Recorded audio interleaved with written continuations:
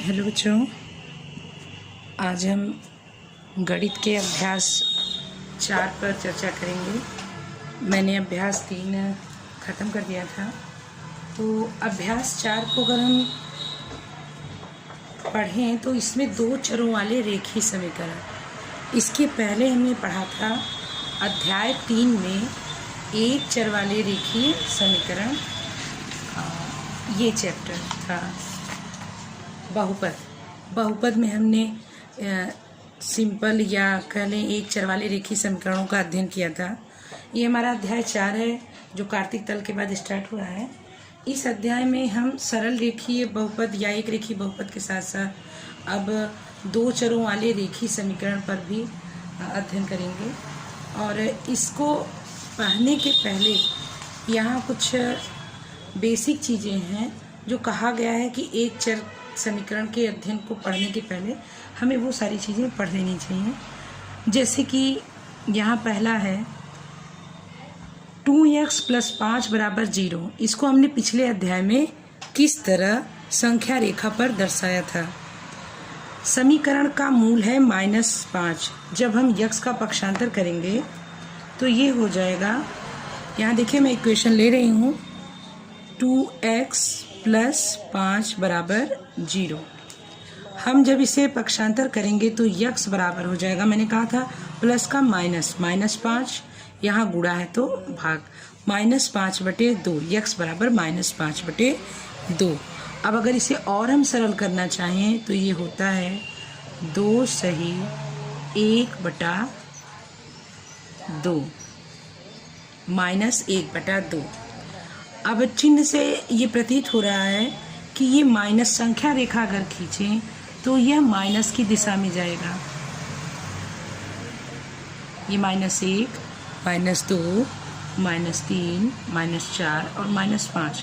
यहाँ 2 एक पूर्ण अंक है तो हम 2 पर आ जाते हैं, लेकिन इसके साथ आधा है, इसका मतलब 2 के आगे आधा, यहाँ हमारा ये पॉइंट हो जाएगा। इसको या तो हम कहें -5/2 या हम इसको कहें 2 सही -1/2। ये इस तरह हम किसी भी एक रेखीय समीकरण या सरल रेखीय समीकरण को हम संख्या रेखा पर दर्शा सकते हैं। आगे इस बुक में आपको पिछले बताया गया है कि जब भी किसी एक रेखीय समीकरण के दोनों पक्षों, जैसा कि मैंने पहले ही यहाँ लिख लिया है, 2 चरों वाले रेखीय समीकरण के अध्ययन के पहले पुनरावृत्ति में हम 1 चर वाले रेखीय समीकरणों का अध्ययन करेंगे। यहाँ हम देख रहे हैं कि x + 1 = 0, ये 1 चर वाले हैं या ये दोनों, लेकिन इनका हल जो होता है वो अद्वितीय का मतलब इनका एक ही हल होगा और दूसरा कोई हल नहीं होगा। लेकिन इनको हल करते समय कुछ बातों का बहुत ध्यान रखना चाहिए। जैसे पहला है, समीकरण के दाएं या बाएं दोनों पक्षों में समान संख्या का जोड़, घटाना, गुणा या भाग करने पर समीकरण पर कोई प्रभाव नहीं पड़ता। जैसे हम लिख रहे हैं यही वाला इक्वेशन, 2x + 5 = 0। इक्वेशन यही है। इसके दाएं और बाएं पक्ष पर अगर हम देखें तो ये हो गया 0 और ये हो गया 2x + 5। अगर हम इसमें 3 का गुणा करते हैं तो 3 का गुणा यहाँ भी होना चाहिए और इधर भी होना चाहिए। हम इसको लिखेंगे 3 × 2x + 3 × 5 = 3 × 0।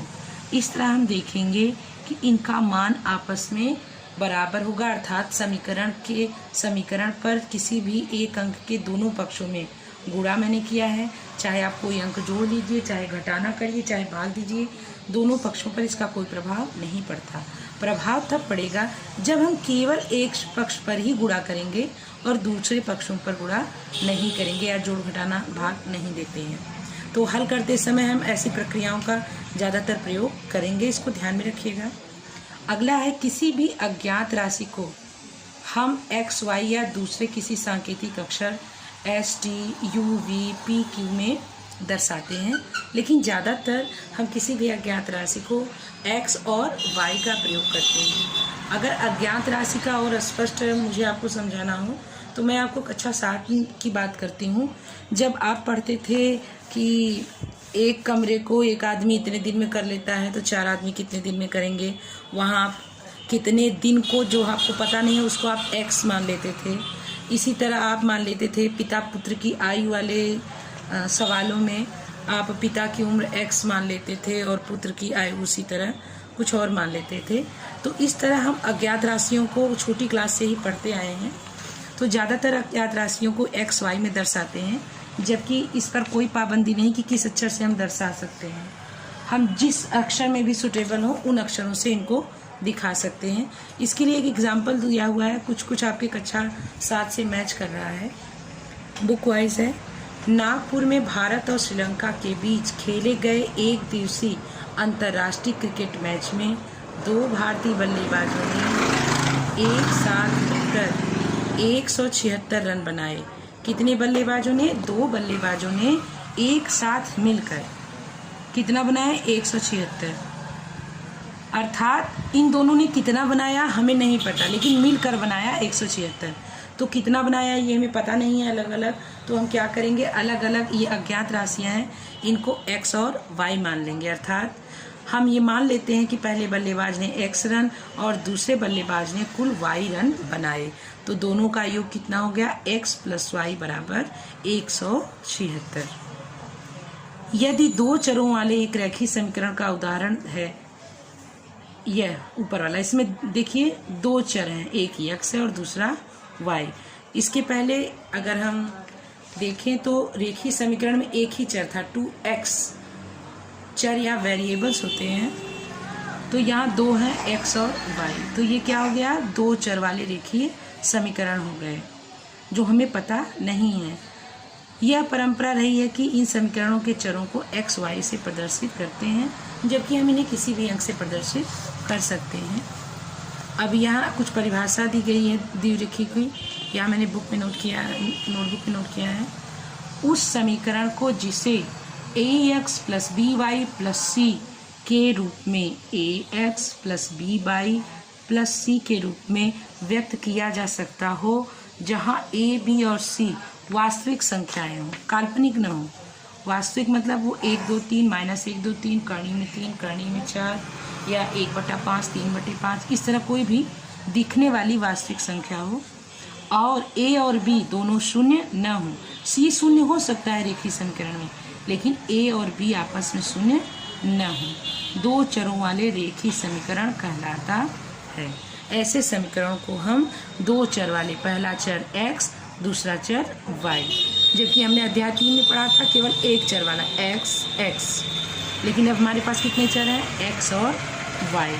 चर मतलब वे राशियां जो हमें ज्ञात नहीं होती, जिनका एक काल्पनिक मान हम मान लेते हैं। उदाहरण दिया गया है, नीचे दिए गए समीकरणों में ax + by + c के रूप में समीकरणों को लिखिए। किस रूप में? द्विघात समीकरण क्या है? ax + by + c बराबर 0 नीचे दिए गए हैं। पहला क्या है? 2x + 3y बराबर 4.37। अगर अब इसे हम देखें तो यहाँ 3 पद होते हैं, जबकि यहाँ हमारे पास 2 ही पद हैं, और यहाँ 0 होता है जबकि यहाँ 4.37 है। तो हम इसको पक्षांतर करके इस तरफ कर लेंगे। 2x + 3y को जस का तस उतार लिया, यहाँ कुछ नहीं इसलिए मानेंगे पॉजिटिव है।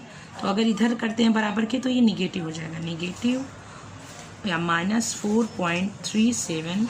अब इक्वल इधर हो जाएगा, इक्वल के इस तरफ से ही इस तरफ आया। अब इधर कुछ नहीं बचा तो यहाँ क्या लिखेंगे? 0। अब अगर देखें तो ये हमारा मूल हो गया और ये एक दूसरा समीकरण हो गया। अब आप इसको कंपेयर करते हैं तो आप पाते हैं कि ये द्विघात समीकरण या 2 चरों वाले रेखीय समीकरणों से मैच कर रहा है। अब यहाँ हमें किसका मान निकालना है? a, b और c का। हम कंपेयर करते हैं। x के साथ कौन लगा है? 2 यहाँ a की जगह क्या हो गया? a बराबर 2। y के साथ b की जगह 3 लगा है तो b बराबर 3। अब c की जगह माइनस लगा है, जबकि c पॉजिटिव है तो हम लिखेंगे c बराबर -4.37। हम इसको पहले 2 चरों वाले रेखीय समीकरणों में बदल लेंगे, उसके बाद उसका मूल समीकरण से, ये हमारा मूल समीकरण है, इससे हम कंपेयर करेंगे तो जो जिस जगह रहेगा हम उसी मान को यहाँ लिख देंगे। इसी तरह एक दूसरा समीकरण है, हम उदाहरण आपको बता रहे हैं क्योंकि आप बुक में देख के कंपेयर कर सकते हैं, और फिर 2 न्यूमेरिकल है आप उसे लगा लेंगे। करड़ी में 3y। अब यहाँ भी देखते हैं तो दोनों अलग अलग हैं, बटे के उस तरफ इस तरफ कर लेते हैं, ये प्लस है इधर तो इस तरफ आएगा माइनस, करड़ी में 3y, ये माइनस का माइनस उतर जाएगा बराबर 0। अब इसको अगर हम कंपेयर करें तो यहाँ कुछ नहीं है तो मान लेंगे a बराबर 1। आपको पता है किसी भी संख्या में 1 का गुणा करेंगे तो वो संख्या वही रह जाएगी। 5 एकन्नम 5, 10 एकन्नम 10, तो जहाँ जब कुछ नहीं है तो वहाँ मानेंगे a बराबर 1। b बराबर यहाँ मानेंगे माइनस करणी में 3, क्योंकि यहाँ देखिए माइनस है यहाँ प्लस है, और c बराबर हम मानेंगे -4। इस तरह किसी भी 2 चर वाले रेखीय समीकरणों को उसके मूल समीकरण स्वरूप में बदल के हम उसकी तुलना करके उसका मान निकाल सकते हैं। अगला एक और उदाहरण है, उदाहरण एग्जाम्पल 2।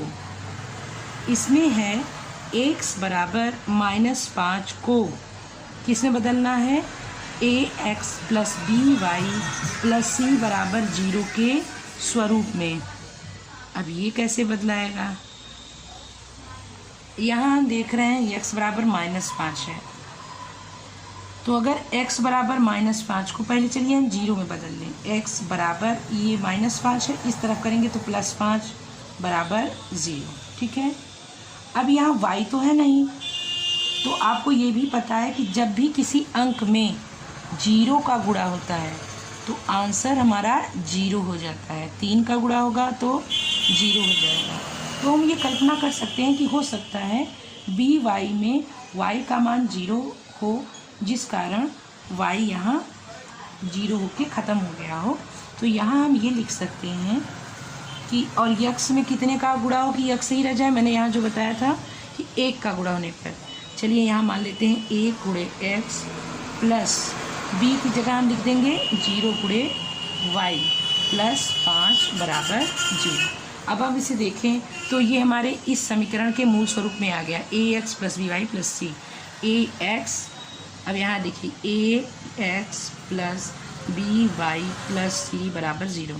हम यहाँ कंपेयर कर रहे हैं तो ये क्या आ रहा है हमारा, a बराबर 1, b बराबर 0, c बराबर 5, और ये हमारे मूल रेखीय पद में लिखा जा चुका है। और इसे इसको लिखना हो तो हम लिखेंगे